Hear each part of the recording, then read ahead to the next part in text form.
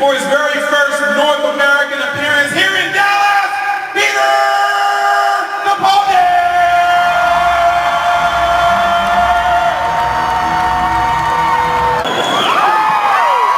Awesome. Yeah. Thank you. Yeah, they were saying they love me. How you doing, boss? I'm good, it's great to be here. I'd like to see more of Texas, but all I see is the convention center hotel. Yeah. Well, everything is big in Texas, so it'll take you a while. You gotta spend a couple months here to check everything out. It is such a pleasure to have you here with our organization, of course, but of course here in Texas. And we just flabbergasted. I'm flabbergasted. I'm just a fan of everything you do. Thank you, it's great to be here. We're going to talk a little bit real quick, and then we're going to go ahead and open the floor up to questions. But I have to ask you, when we were watching the clips that we had going on up there, it seemed there were very, and you as who, you seen varying hairstyles that was going on, even up until this point.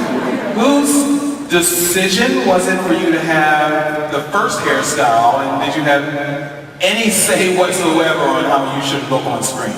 The thing is, when you start Doctor Who, there's a lot of kind of worry about how you look, and there are like whole committees of people sort of staring at you and saying, oh, his hair's right, his hair's wrong, or we like that jacket, we don't like this jacket.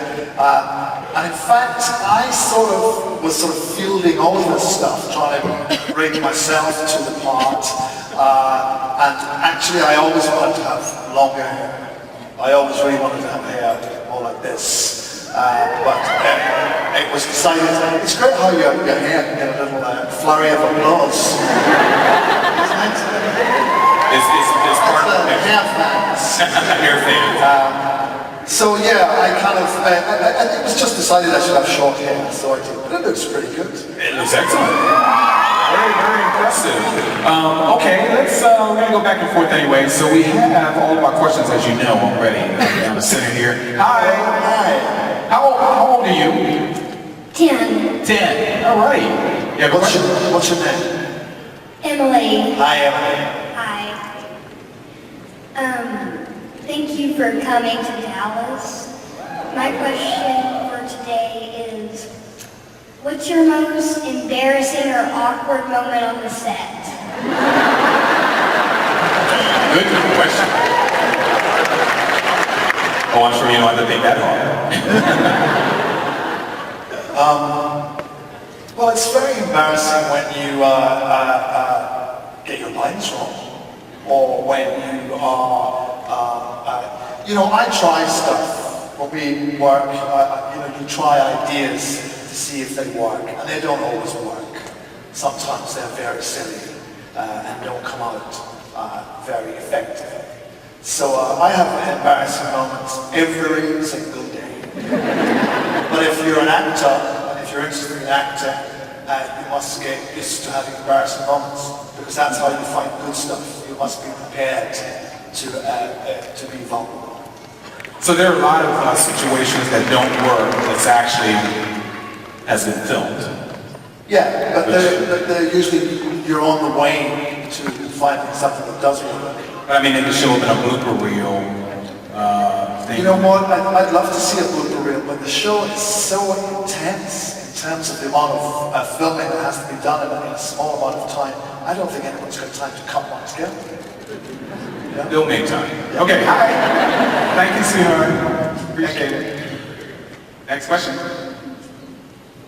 Hi. Hello.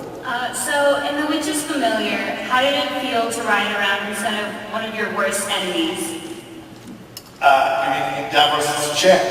Yes. It was absolutely great. But I don't want to give away too many secrets, but the way that Davros' chair moves around is like, do you ever go to the post office and there's like an old lady there in the line on an electric sort of wheelchair thing, like this with her shopping and stuff? That's what's inside Davros's. And I'm really respectful of the old ladies because it's really hard to drive. And when I did it at first, I had to come through quite a narrow little doorway which a Dalek can get through. I couldn't get through. You're banging into the side. I banged into the sides, and then I discovered that the crew had put a learner plate on it. Because I couldn't drive. It's a joke. Awesome. Thank you. Thank you. Hi there. Good morning. Hello. Thank you for coming to Texas. I run a small fan group in San Antonio, and I'm here with about a dozen of my closest friends, and I need to thank you personally. My world would be so much poorer and so much more lonely if it weren't for you and your work. I've found so many friends as a result of it. Oh, great. Awesome. What I wanted to ask is, I know Doctor Who is your dream job, but every actor goes out for roles that, for one reason or another, they don't get. What was the one that you really, really wish you had? Maybe you were their second choice for and just didn't get it. Oh, you know, that changes from, it depends upon what your financial situation is. Because sometimes you might be like, I'd really like to play Hamlet, and they don't give you Hamlet, or sometimes you're like, we don't have any money to buy food or pay the rent, so you really want to do anything. So there's been lots of parts that were like, you know, the detective's friend, or the third banana, which I'd loved to have got because I needed the money at the time, but I didn't. Well, this permanent job, like she was saying, that you have right now is putting you into a level of icon status now, just being part of the franchise of Doctor Who. So I think you'll be eating well for a good while. We'll see. Hi. Hello. Welcome to Fan Expo. Thank you. If you could write your own Doctor Who episode, what would it be about? I think that I would like to see, I'd like to see how the Doctor and his granddaughter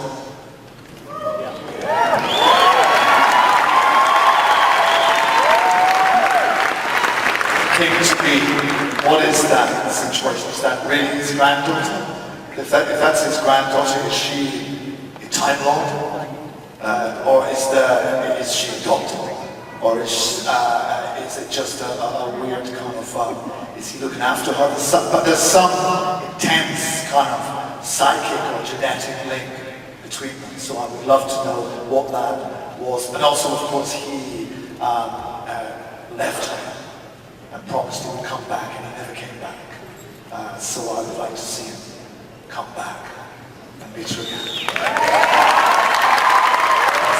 But with Daleks and monsters and explosions. But that still has material to explore. Yeah. Obviously, some suggestions to your writers and stuff like that. Hi. Hello. Hi. So we've had two members from The Thick of It guest on the show. So I was wondering, who else would you like from that show to guest on Doctor Who? Villain or perhaps good guy? You mean of any actors? Yeah, that been on The Thick of It, yes. They've been on the thick of it? Yes. We've had two. But two. Yeah. Well, anyone that the cast of the thick of it were extraordinary. Yeah. They were absolutely brilliant actors. So any one of them would do a wonderful job. So any of them. Thank you. You're welcome. We'll get more out of them later, okay? Hi. Hello. Hello. Oh, is the Doctor the hybrid?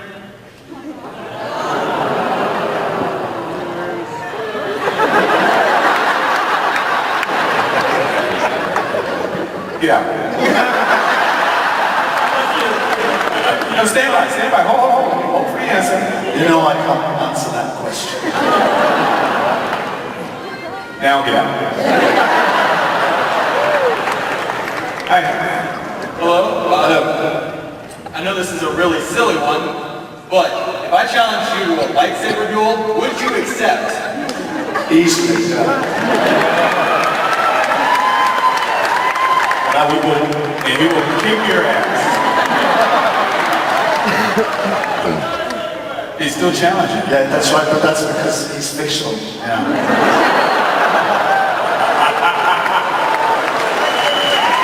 He can say anything he likes. Hi. Hi, Peter. Hello. So, first of all, we're all really happy that you're here. Great job on Dr. Who. Great job as a doctor. I wouldn't worry too much about that third banana roll. It's fine. So my question, I was completely freaking out yesterday when I met you, and I know you're a huge Doctor Who fan as well. Have you ever met anyone from the show that you just completely were starstruck over?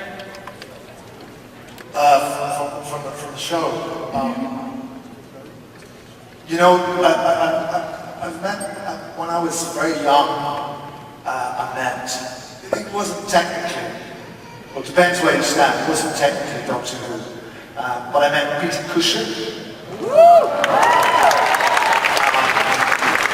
Star Wars, who was in Star Wars, but it was well known to me growing up because he was in a lot of horror movies.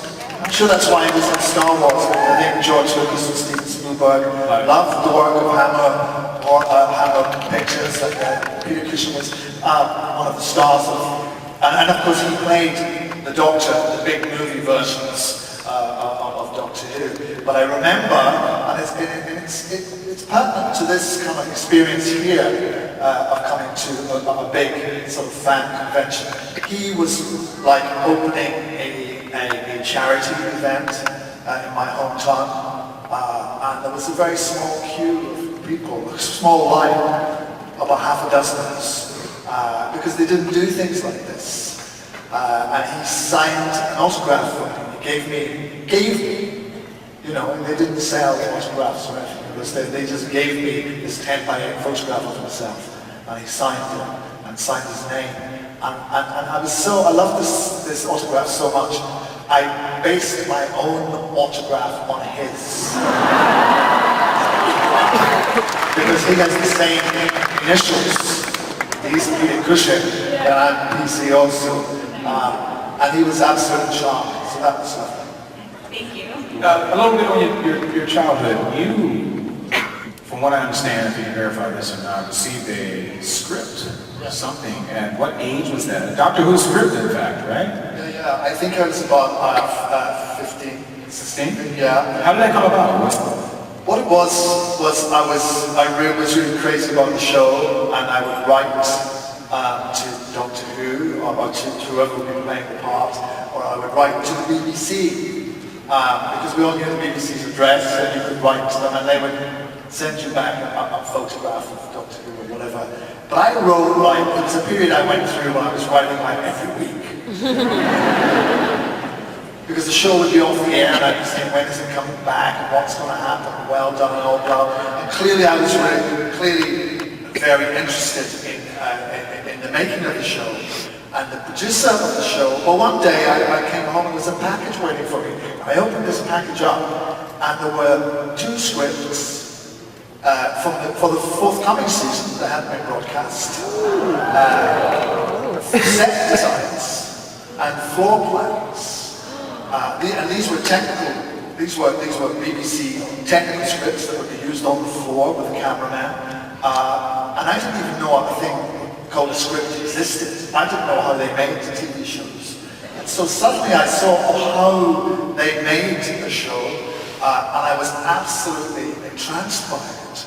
And in a way that I thought that this was confirmation that I wanted to do this. I don't mean just be Doctor Who, but to be an actor and be in that world. And they were sent to me by a man called Barry Letts, who was the producer of Doctor Who. He was a brilliant producer. And I think they just did that in those days. They said if there was someone who got in touch and they thought that person was interested, they felt it was their duty to try and encourage them. That is freaky. But the most amazing thing was that many, many years later, I have a friend called Crispin, who was an actor who I worked with, and we joined each other's company. And I'd known him for about a year before. He said to me, you know, my father is Barry Letts. And I finally got to meet Barry. This is freaky. In person, and thank him in person. And you were 15. Do you still have that script? Now, all that information is eBay. Wow. That's a testament to Barry and to the BBC, which is the most incredible organisation. It's publicly owned. In our terms, in British terms, that means we, the taxpayer, own it. It's our BBC. And so there is a responsibility within the BBC to reach out to That's right, to the pay people. for it. And they gave back to the people. And they do. We're recipient of that. The circle goes on. Wow, the circle is complete. The circle is complete. Wow. Awesome. Hi. Hi. Peter, thank you so much for coming. I'm excited that you're here. I wanted to ask if you actually had control of the TARDIS and you could pick up 3 famous historical figures or people from history, who would you invite aboard the TARDIS? Oh gosh, that's tough. Well, you know, I think, well, this year we'd go get Prince.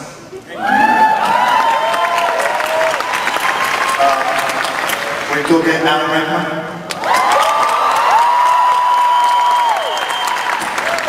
We go get David. And we would party. Thank you. Wow. I'll be in the slipstream, kind of thumbing as you guys roll by. It's cool. Hi. Like the dress. Right. Hello again, Peter. Hi. We know that you love working with Jenna. Yeah. So my question is, if you can work with Jenna again as leading actors in anything like TV or movies or whatever, what would it be and what kind of story would it be? Well, Jenna's an amazing actress, so she can do anything. You know, so we could be anywhere. We could go and do period stuff or modern stuff. I mentioned it to her as a laugh one day. It would be nice to do. There's a great Willie Russell play called Educated Rita, which I thought would be fun to have a look at, because that's about a young woman from a kind of blue-collar district who goes, again, in Britain, a thing called the Open University, which is an educational system where it's like a postal educational degree you can get, but you have to go to lectures, and it's about this woman who does that, and she meets this lecturer who has a great influence on her life, but the lecturer is a bit wasted. That would be me. Thank you. But we never did. I can see you guys on Down Abbey. Well, if it was still on, but I can see you guys showing up at Down Abbey. Well, they can't. The Duke of Hoovian is here, something like that. Hi. Hi, Doctor. Do you Hi. remember me? Of course I do. I can't see you because I haven't got my glasses on. It's always set. Okay, so I've been a fan of you since you played the foul-mouthed Malcolm Tucker. But Doctor Who was what really brought you like the rock star status and all the perks that come with it. So my question is, what's one of the craziest things a fan has given you or said to you? For example, has anyone ever asked you to marry them? And if not, can I be the first? Security. I'm just thinking of a legally binding answer. Somebody has asked me to marry them before. In fact, I'm actually married. But I appreciate your interest. Thank you so much. In other circumstances. Well, considering this is your first American appearance, everything you've done so far has been either in Canada or Europe or thus far. So really, other than today, or maybe yesterday, anything you can relate to fans or experiences with fans at this convention yesterday and prior to appearance on stage, anything struck you? I think it's the enthusiasm and the affection in which the show is held. I think if you like this show, it runs very deep. And there's something, people always ask me what is it that's special about Doctor Who?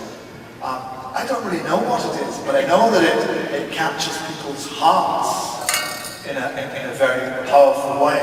And every fan that I've met here has been full of that. They have expressed that. And you've got to remember that we spent 9 months of the year, basically in a television factory, locked inside, making Doctor Who, which is a great job, but we never come out. We don't get to meet all you guys. And we don't get to see the effect that the show has on people. And particularly, we don't get to see the effect that it has internationally. And for us to be aware of how warmly you feel about our show is a great thing. Because it also teaches us to try and make it for you. The more we know of you, then the more we can try and do the best version of Doctor Who for you. That's very important. I like that. Very nice to say. Awesome. Hi. Hi, I'm Cassie, and I know this is really weird, but I was just wondering what your favorite musical was. My favorite musical? Well, I'm not really a huge musical theatre fan. I have nothing against it. I was once in a show called Blood Brothers, which was a musical, which I liked. I love Cabaret. Cabaret is an amazing show. The story that it tells, and the music, and the atmosphere. What's your favorite? Oh God.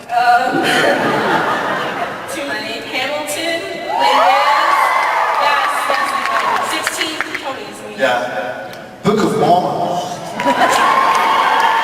Great. The Lion King. I love The Lion King. See, I'm starting. I thought that was amazing. Yeah. Thank you. You're welcome. Thank you for mentioning Les Mis, because that's one of my favorites. Hi. I was just wondering if you could change your TARDIS interior to another doctor's, who would it be and why?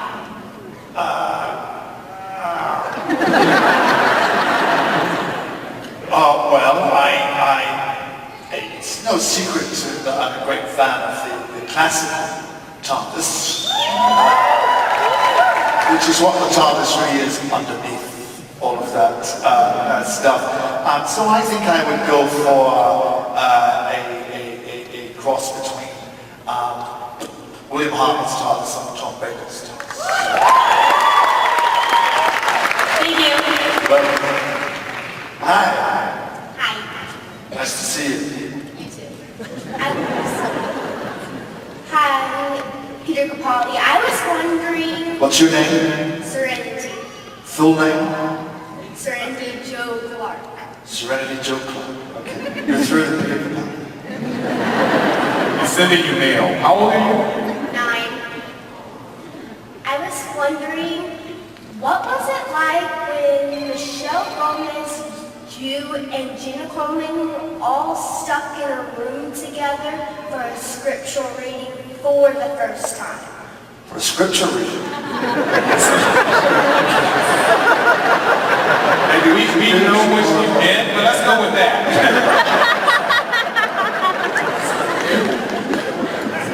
Let us pray. Religion, sorry. It was great. It was very exciting. We always have, it's a big part of the process of Doctor Who, we always have a big read-through where everyone sits around and reads the script and we all get to hear it for the first time. And it's one of those occasions when everybody who works on the production comes to it. So sometimes there's 200 people there. My very first, appearance as Doctor Who was at the script reading in front of 200 people. So it was terrifying. And so when Jan and Michelle and me get together and do the thing, there's always a whole pile of other people there. And Stephen, who writes the scripts and runs the show, reads all of the stage directions that are in the script out, and he does it in a very funny and exciting and dramatic way. So the whole experience of the read-through is hugely exciting. Usually when a new character appears, like as soon as Michelle uttered her first words as Missy, or when she said, "You know who I am," I couldn't keep on calling myself Missy, I am the master. A huge round of applause goes up, from everybody around the table. So it makes it very exciting. So it was great. It's great fun. Thank you. And then we do the scripture reading.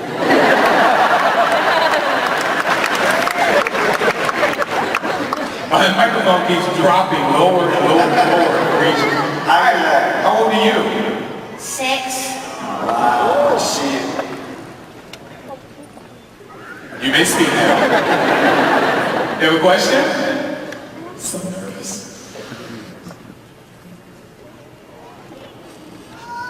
You can do it for him too, Mom, if he can't get it out, okay? When I grow up, I want to be a part of Doctor Who. What should I do to get there? Awesome, buddy. Awesome. Great question. Well, you've done the right thing by coming here. You've got to be nice to your mom. You've got to be kind to people. You've got to work hard and make the very best of the gifts that you have, of your talents, and take them out into the world. If you work hard and you're kind and you are lucky, that will all be recognized. And if you write to the BBC and say, I love Doctor Who, I'd love to work with it, they'll maybe put that letter in a file somewhere, and when you're old enough, they may want to see it and talk to you about it. But the important thing is to have that ambition, to want to do that. Because if you want to do something like that, it means that you're a clever, bright, and creative person. And that's the most important thing to take forward. To take forward that belief in yourself and in the belief of how valuable it is to bring creativity into the world. So you'll do fine.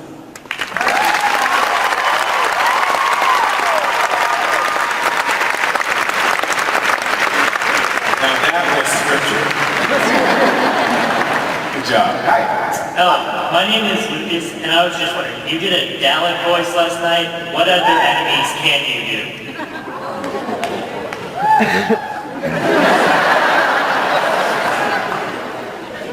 I don't know, I can't remember what other enemies can I do? Aside from them, well, their voices, they don't tend to speak very much anymore, do they? But they used to talk like that, used to do a little sort of Stephen Hawkins kind of thing. I haven't practiced that at all. Funny enough, I love Julian Bleach, who plays Davros, who, does the voice without any electronic aids whatsoever. When you talk to him, he talks to you like this. He's very evil, doctor. And do you have a thing called corned beef here? Do you know what corned beef is? Yeah. Is there a cheer, a round of applause for corned beef? So I love Julian, but if Julian was here, I wouldn't know what he looked like. Because he always stayed in the Davros makeup. And I love talking to him because he's so interesting. He's a brilliant actor and a brilliant actor of a very, very stylish, a great show called Shockhead. He's a brilliant actor. But I love just hearing the stories. But I would chat to him and say, what have you had for lunch? After lunch, and he'd say, corned beef. Davros in the chair, corned beef. I said, where did you get the corned beef from? I didn't see that on the menu. And he leaned down like this. He brought out a tin of it. Corned beef. And he said he always travelled with half a dozen tins of corned beef. Because he was used to staying in theatrical digs where the food might not be very good. So that was his emergency food. It's corned beef.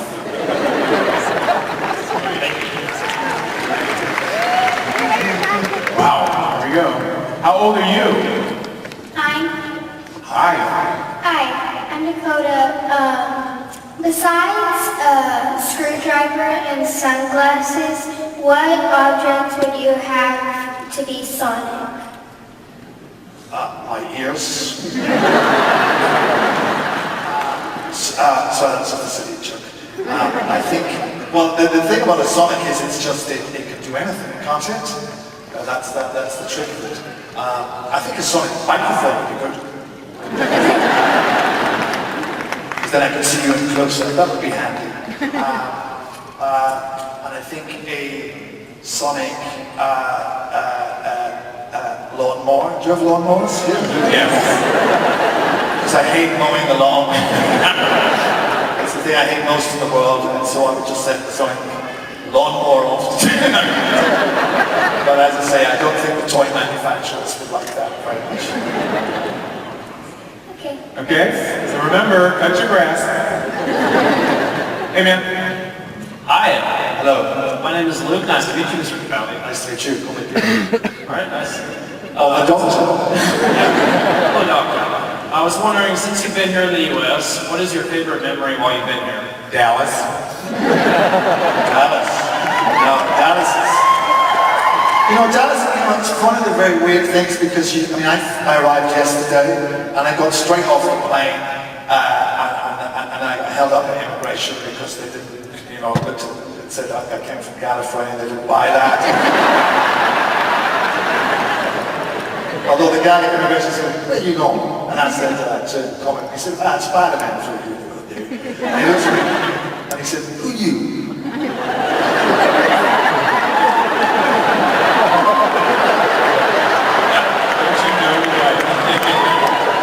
I said, I'm Doctor Who. And he said, he looked at me and went, you are Doctor Who. Here you go.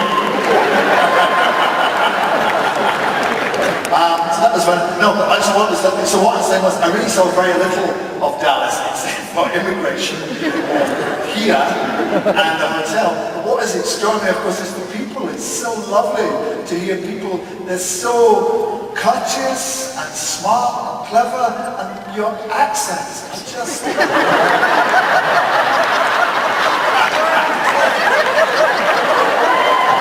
Their accent. Beautiful. Absolutely beautiful. They'll tell you they don't have an accent. No, well, to me, yeah, you do, and it's absolutely beautiful. And also you have a wonderful courtesy, which is extraordinary. The person, talking to you may want to wring your neck or whatever, but they will say it in the most genteel way. Welcome to the South. All right, we got a couple more. We got a couple more questions we can get through before he heads on down for autograph and photo ops. So we're just going to make sure that you guys remember to do that. Hi. Hi. How much did you fangirl your first day on set? What? Oh, fanboy. Really not very much because the thing is, I have to be a professional. And that's the thing about, in a way, with Doctor Who, I had to sort of put the fanboy away and say that to do this job to the best of my ability, I had to apply all of my experience and instincts as an actor. Oh, come on. No, it's true. And then I ran around the chance. There you go. That's fine. Hi. Before I ask my question, I just wanted to let you know that you're my favorite doctor. Thank you. That's great. And my question was there a certain moment on set or filming a certain scene that you felt that you had finally arrived as your doctor? I don't think you ever feel that you, but to go back to talking to a professional actor, I don't feel as if you ever arrive. If you arrive, it's over. So you're always looking, but sometimes, so every time when I work on the show, I'm always looking for who this doctor is. Sometimes it appears. Sometimes he just sort of is there because we keep pushing, keep working at it.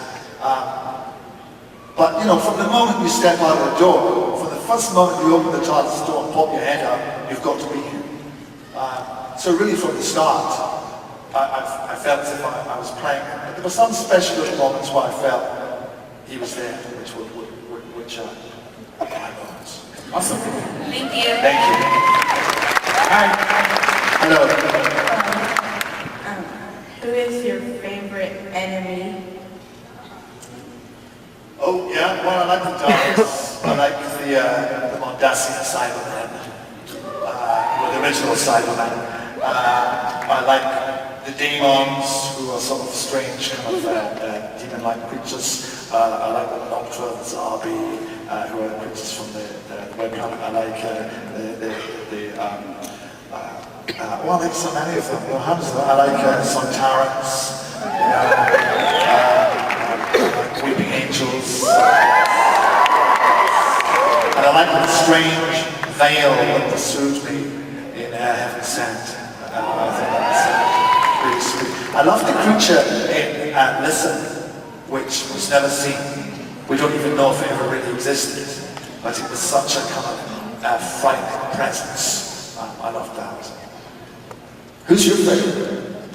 The Daleks. The Daleks. Glad to hear it.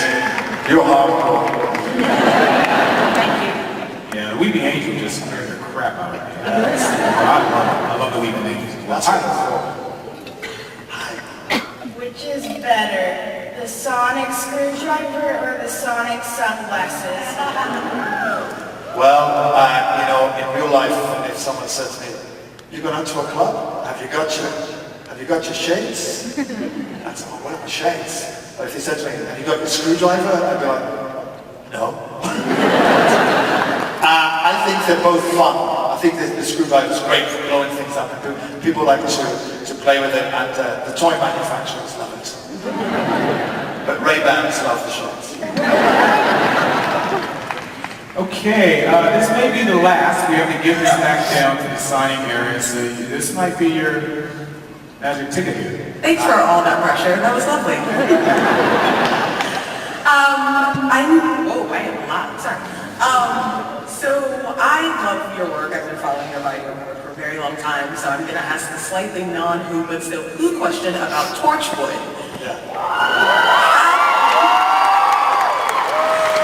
About Frobisher, dear God, how did you feel when you read the script about that character, and what was, I guess, your impression of the friend reaction to his very reprehensible but sadly still kind of understandable choice at the end? Because I sobbed like a 3-year-old for a good hour after that episode.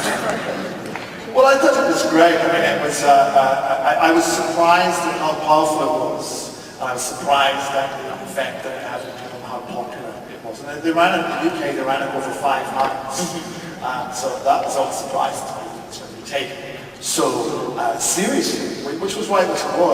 And it's down to the talent of the team, Russell T. Davis, and all those people that they could do a show like that with a character of such complexity. I thought it was really sad, but I thought, you know, this is, I love when sci-fi or fantasy shows are able to reflect some of the complexity of the real world, and in a way, this was a man who was locked into a position with no hope. He had no other choice. The choice he had to make to protect his family, which, you know, is awful, and sadly, in the world today, there are people who are faced with choices like that. So it was a privilege to do it. I'm glad you liked it so much. Thank you. Thank you. Thank you. It's a privilege to watch you do that, and what you continue to do, and nothing to being the best eloquent cursor I've ever met. F off in your life. I get to do this. All right. Ladies and gentlemen, Dallas, Fan Expo Dallas, to be exact, is proud to present to you Mr. Peter Capaldi.